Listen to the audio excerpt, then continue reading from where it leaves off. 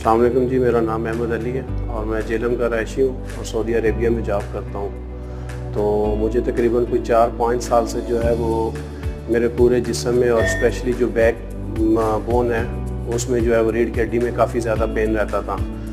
तो मैंने काफ़ी जगह से तकरीबन 4-5 साल से जो है वो पेन किलर भी खाई, काफ़ी जगह से ट्रीटमेंट भी करवाया, MRI CT स्कैन वगैरह सब कुछ करवाया, तो लेकिन मुझे कोई एक ज़रा भी फ़र्क नहीं पड़ा।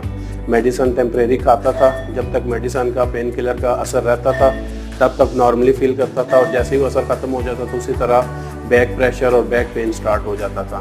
तो इसी तरह मैंने डॉक्टर सर्च करते हुए मुझे CPT का जो है वो कैरोप्रैक्टर ट्रीटमेंट एडजस्टमेंट का, बोन एडजस्टमेंट का पता चला।